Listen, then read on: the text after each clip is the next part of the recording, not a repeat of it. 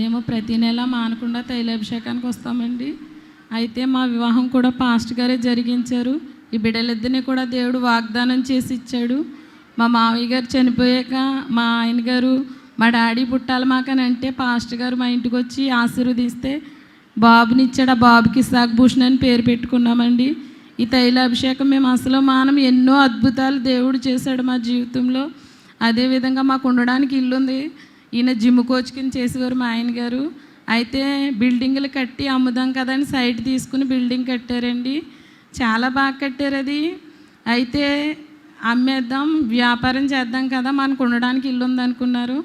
ఈయన అసలు అప్పు చేయరండి, గోల్డ్ పెట్టి తెచ్చి కట్టేవారు. అలాంటిది అప్పు చేసి రోడ్డు పక్క స్థలం కదా, ఇల్లు అమ్ముడైపోద్దని అప్పు చేశారు.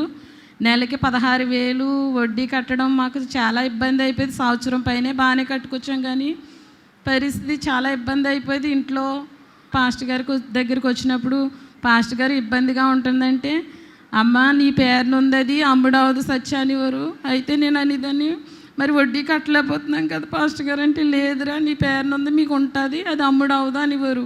మరి అప్పు ఎలా తీరుతుంది పాస్టర్ గారు అంటే, తీరుతుందమ్మా అనేవారు. 10 లక్షల అప్పు అండి. మరి నిజంగా ఊహించని రీతిగా దేవుడు ఆ 10 లక్షల అప్పు తీరిపోయింది. ఆ ఇల్లు మాకే ఉండిపోయింది.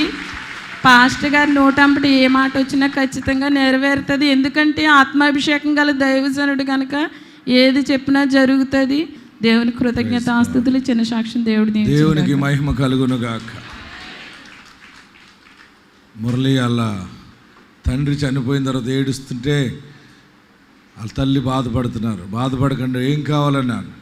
ఈ మురళి అడిగాడు, చనిపోయి నా తండ్రి మళ్ళీ తిరిగి మా గర్భంలో వస్తే మాకు ఆనందం అని అన్నాడు.